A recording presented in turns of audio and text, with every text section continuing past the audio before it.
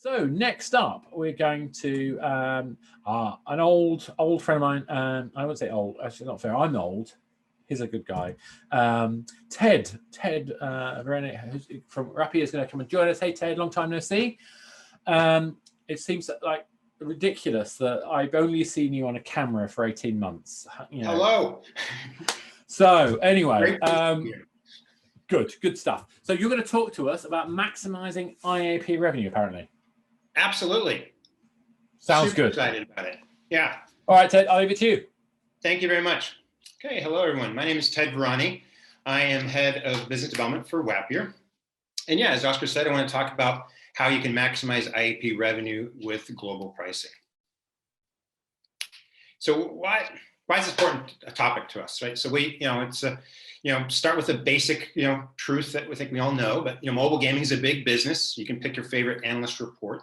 But according to Sensor Tower, mobile games generated almost $80 billion last year. So that, of course, had a benefit of a nice COVID bump with, year prior was quite a bit large too, but still 26% increase as people were staying in home and not much else to do other than to play games. But also what's interesting is, look at this year, so also from Sensor Tower, is that, it hasn't slowed down, right? Well, it's slowing down in terms of growth. We got like 18% increase, but the most recent half-year figure, right, from Centaur is like $45 billion in its first half of the year. So we didn't go to pre-COVID numbers here. Instead, we're continuing to grow, albeit at a slightly slower rate.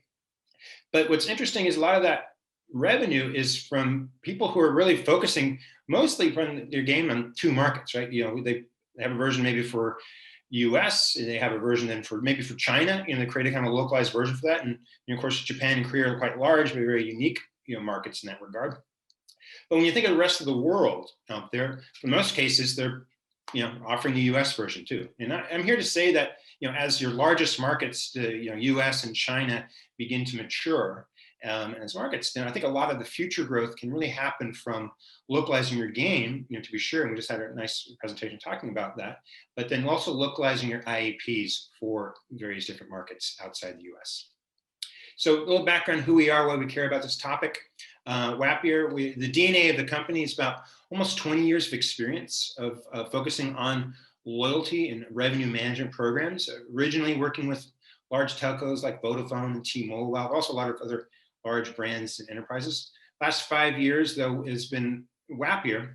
And Wappier, we've been focused on games and to some extent apps, but primarily mobile games.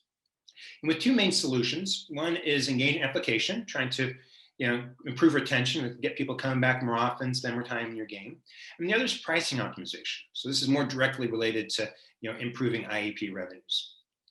And then we do that with the benefit of some pretty robust and interesting machine learning technology. It allows us to predict, understand, ultimately predict player behavior as a new player comes in your game. We're predicting and what you're likely to convert to a pair, what's your probability to churn, what's your what's going to be expected lifetime value, and that information we try to optimize what we call next best action, or maybe in this case, what's the right price at the right time, right location.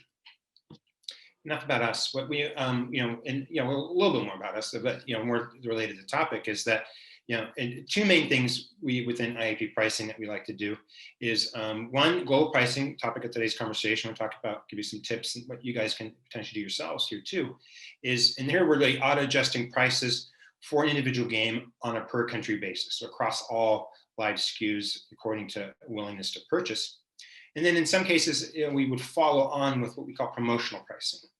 And here, and just to be clear, we're not a full storefront takeover. It's not dynamic pricing, kind of willy-nilly, magically changing prices in front of the player's eyes, but rather, using your existing interstitials and uni UI you've already built in the game, behind the scenes employing our machine learning algorithms and technology to surface up what is the right price. So when a player goes to your special offer, maybe it's a first purchase discount, what's the right price in order to get this player to convert for that player? And that's a per user basis.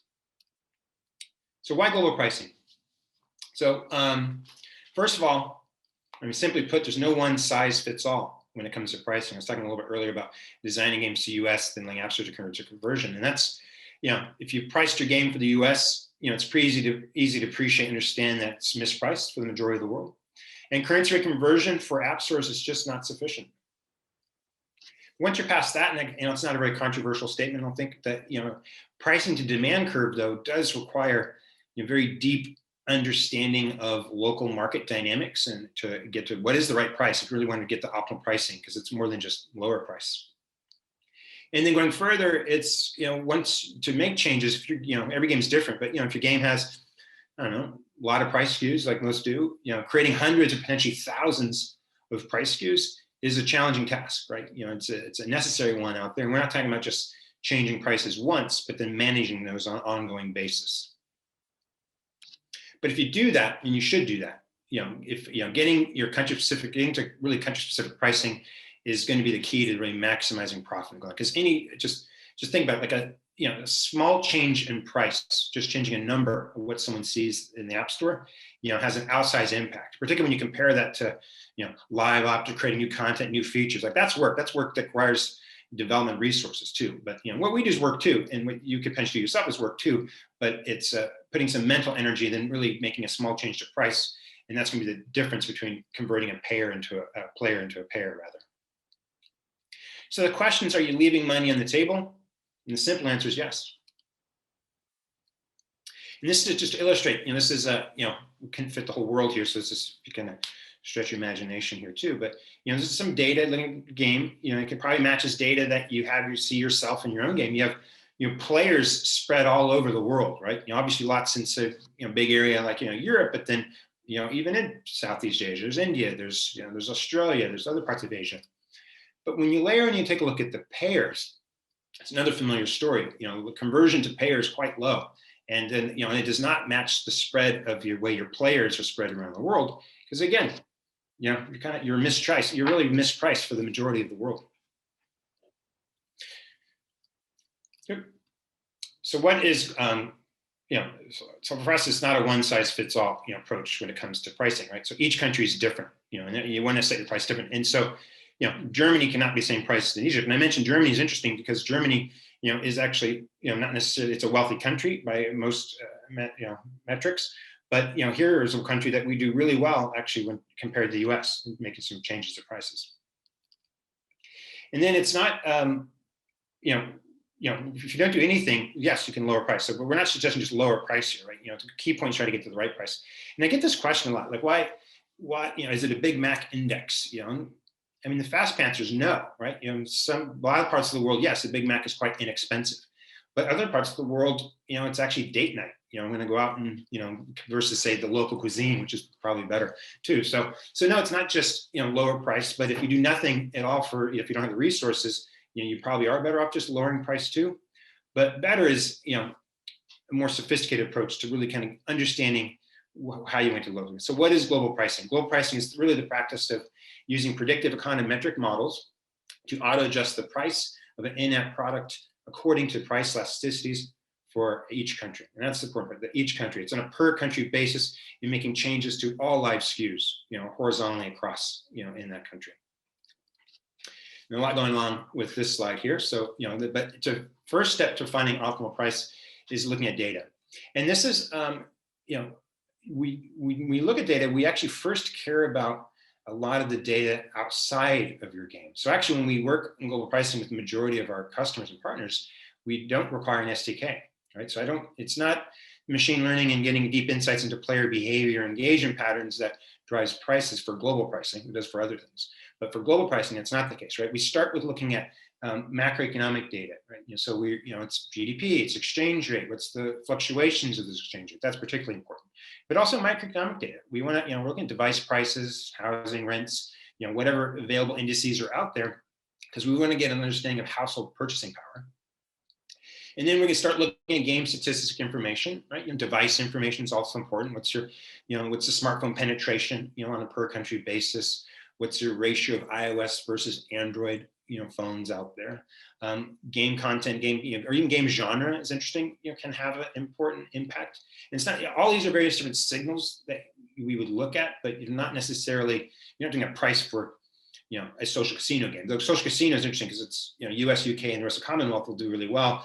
So not as well in other countries, role-playing games for some reason, do very well, strategy type games within the Middle East region. But you're not just pricing that way. It's just one of and perhaps even a more minor signal that we incorporate into our data. And then we're taking all this information together, and what we're gonna do is kind of construct what we call this a wappier index, a price index that is, communicates propensity to buy IAPs, and that's the starting point.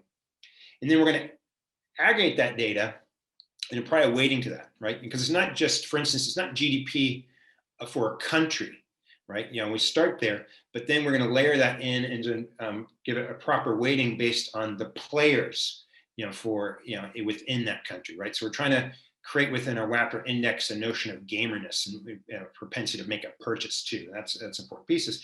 And then the next step right after that is going to be, when it's the fine tuning phase, and this is really where the machine learning shines. So it's not neural networks, deep learning or something, but we are applying multi-armed bandit, exploration, exploitation approach and these techniques that allows us to get to an optimal price point. So doing a series of tests, measure performance, and come back to it and see what's successful there. So that's where the machine learning kicks in. And this, again, it's all stuff that you can do yourself, right? It does require having some data science expertise, within the company and resource to do it too, or, even, we're calling us, and my details can help you on that too. In our case, how we do it, and because it is a pretty big task, we have built a platform. This is a couple million lines of code, 2 billion, process 2 billion events a day. It starts with the index that I was mentioning, so we were ingesting in the index. We're going to then marry the, so we already have a notion already on a per country basis of a relative discount that we would put that country versus, say, US. But, no games are not alike, in that sense. What works in one game does not always work in another game, but we do have a starting place. And then we marry that with your game data, right? Again, here too, we don't have SDK in this situation, but but this aspect is what we care about is actually not necessarily per player engagement data, but just transactions, revenue data. And the purpose of this is to measure performance, because to make sure that we're on the right path once we start doing the tests at different price points to get to sort of understanding price elasticities and making sure we're on the right part of that demand curve, is we need to know how to measure performance and measure success, right? Because there's a lot of things that can happen in your game that's going to actually then improve revenue for the game itself, right? So in that case, we want to remove those other variables too, focus just on pricing. So, we'll look at 13 months historical average revenue. So it's ideally games, over a year old, because we want to incorporate seasonality. We usually hold out, a couple, sizable countries, to create a control group, if you will, of countries out there that we'll compare, because that's to enable to capture performance of what new content, new features, if you're featured also by, one of the app stores too. We want to capture that in our algorithm or measurement too, so that we can strip out, remove those other variables too, and zero in on what the impact of pricing has on performance too. And that's just helps us to make sure that we're on the right path as we get to making price changes. We're able to make the price changes directly in the app stores. We typically start with the Android, and because Google makes it easy to do, frankly, it's a zero engineering effort whatsoever. But also you can get down more granular level in terms of prices on the Google Play search, so that's good. And there's also greater diversity of devices, right? So low end and high end Android phones too also means that frankly we have a better impact on revenues. We are able to also support iOS, so you want to you don't want to just do half your player base. You do want to also take advantage of the opportunity. The App Store does allow for alternate price tiers in select countries. I think it's 60 something right now. You want to take advantage of that, right? So they let you price lower for Brazil, Indonesia, Russia, and a whole bunch of other countries too. So you want to do that for sure.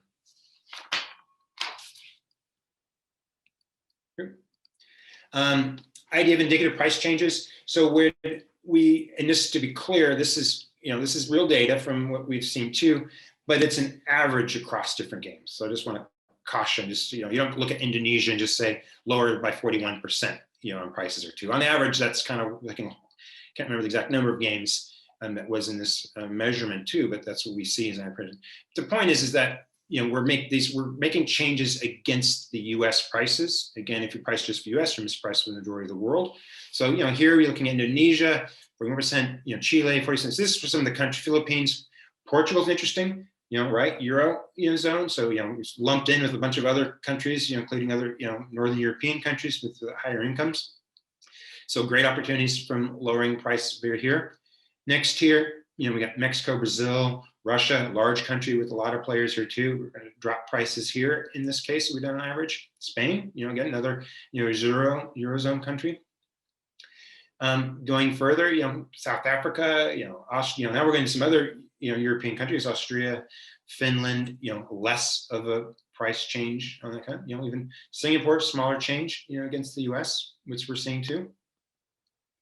But it's not always just lower price, too, right? And so, actually in some cases we raise price, right? So less often, obviously, to be sure, but, Hong Kong, we've increased price. And this one has struck me as odd. Ireland, on average, we actually did raise price. So I think someone in our office did theorize that, speculated rather that, Dublin does have a lot of tech workers from some of the big tech companies that located there too. So that might have a reason why, but, that actually worked, raising price in Ireland. And of course, countries like Qatar, United Arab Emirates, very low population, high income, countries too. So there's also opportunities, and Switzerland also comes up on the list.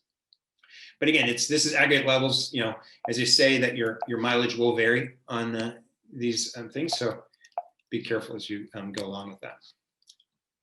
Just illustrated by us. So to illustrate point here is it works. And this is a case study. This is a mobile social casino game, a poker game specifically. About, they came to us, or we came to them. We came to agreement rather.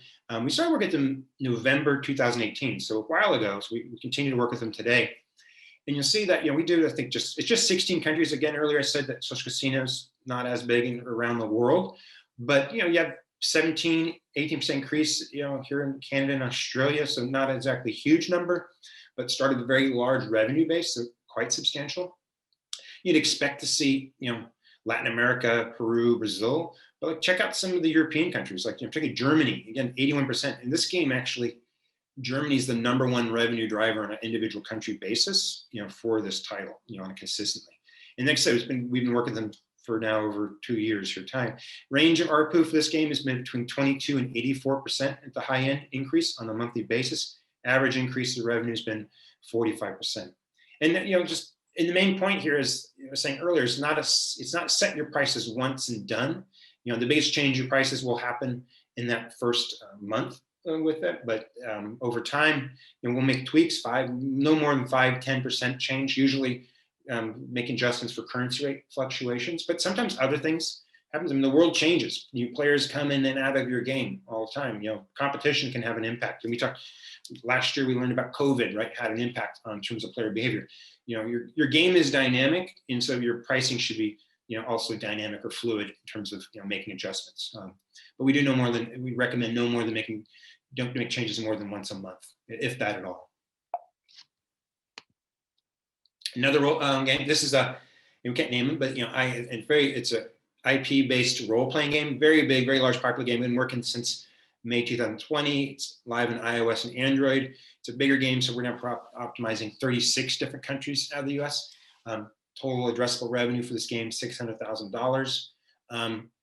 But what's interesting is that the total revenue for this game, 70% of the revenue for this game, rather, is on the US. Right, so this is, for this game, it's a large company. They do a great job of monetization, but they have a very, aggressive live ops schedule. They're actually doing a lot of really interesting stuff around monetization, but they just didn't have the bandwidth or time to kind of work also on global pricing. But they knew that was an opportunity, and that's where we came in. We've been working now for a year. We continue to work with them and make monetizations. You can see the increase of revenue has been on average 24% each month. So now we're up to driven over $1 million revenue for them. That's just straight to the bottom line for them, for profit for them too. And again, you're seeing ranges, as high as 129% in Chile.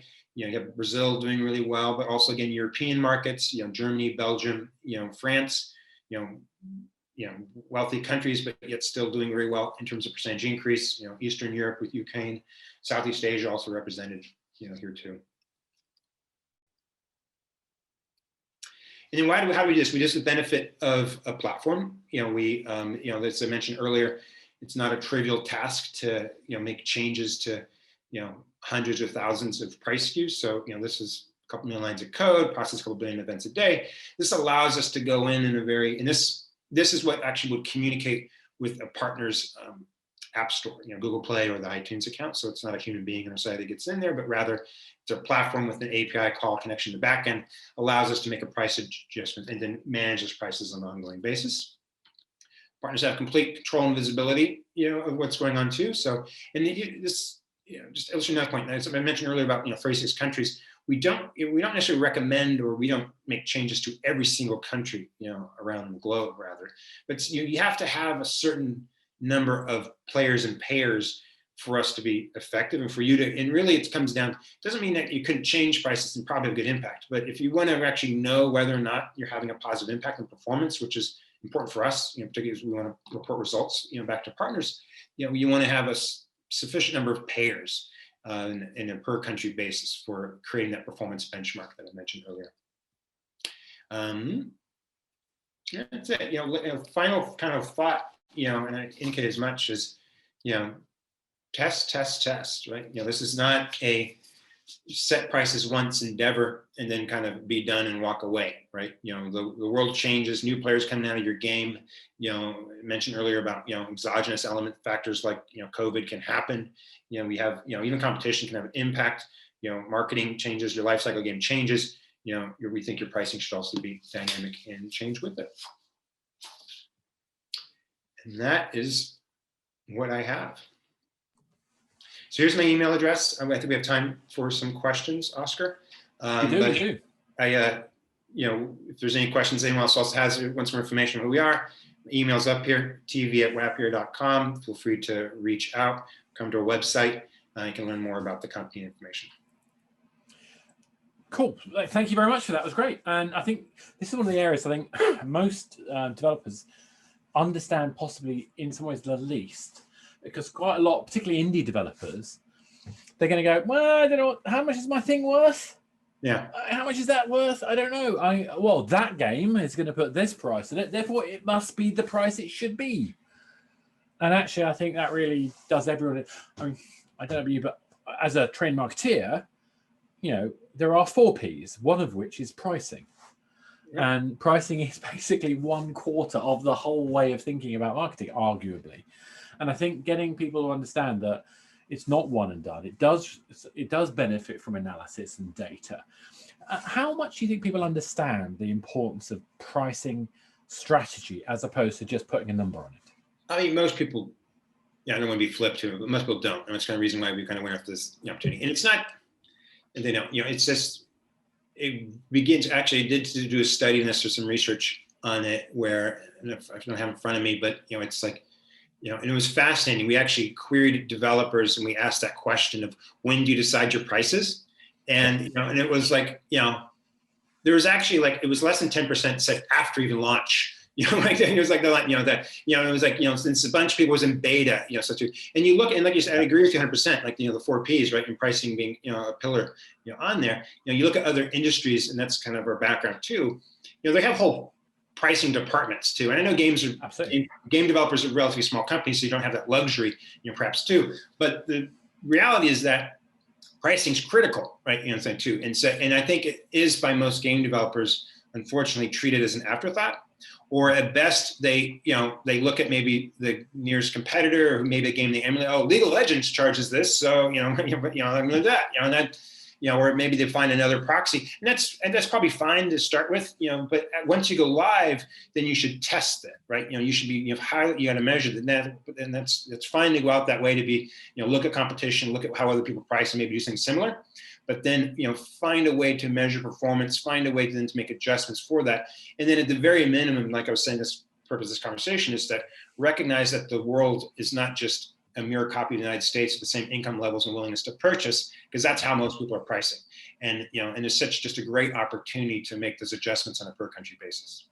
And an exchange rate isn't just a 1-for-1 in terms of the value to that person and the disposable income as a percentage. No, it doesn't work that way. Yeah, I mean, I was mentioning earlier about how Germany we've done, and honestly, when we first started doing it, it surprised me, right? Because conventional wisdom is that people in Germany, they make good money, right? And that's true, right? But like, or I like to say when a German, makes $100, they're gonna save some, right? They're gonna spend 90 of it too.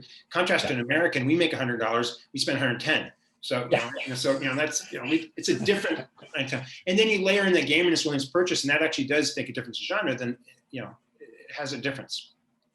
Yeah, I mean, there's a couple of things that I think it's worth sort of pursuing on the kind of the theory behind pricing. So, for example, price says something. Price isn't just the number and the value for the user. It's about also stating what positioning you want to state that asset delivers.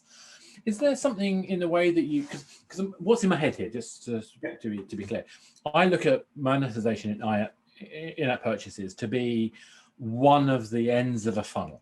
I'm looking at what you spend in a game, from time to ad viewing to even in-game currency use, as part of the journey that establishes the value that I'm going to spend.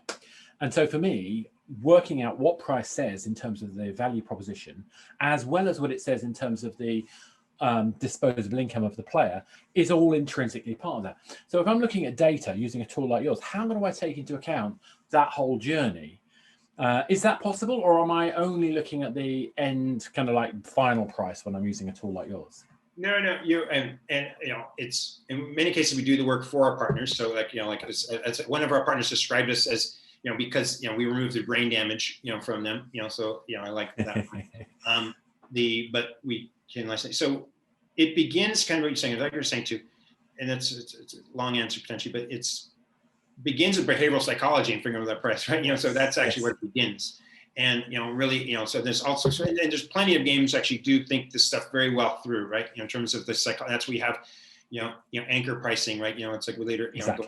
So that's just, it's well documented. The economic literature is out there and stuff too. That is kind of more related when we talked earlier, as mentioned, about promotional pricing, too. So that's sort of, how do you get someone to make that purchase? So that's kind of the beginning. What I've been talking here about global pricing is then, applying kind of a per country discount across all your live SKUs. That would be your storefront pricing and your promotional pricing, right? Because, and I don't think I said this well enough when I was describing it, because, a game that already did do a lot of good thought in terms of initial game economy, so too, right? So we don't want to disrupt that with pricing. And so the way you do not disrupt that when you're making change for countries, like I'm making horizontal across all live SKU change to prices, right, on a per country. So if Germany's 17% less than US or whatever it is, then it's just across 17% across all live SKUs. And that's an important point. To your other question about managing it, it is, like I was saying earlier, it's managing it. It's a life cycle process too. So you have to, but you also have to make sure you have good data, and you have to be able to separate adjustments to price to other things, because there's a lot of good things that go on in the game that improve revenue, right?